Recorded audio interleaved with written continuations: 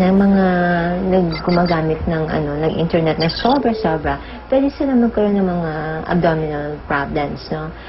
They could have some gastritis, no? Kasi hindi na sila masyadong kumakain. They could also develop ulcers.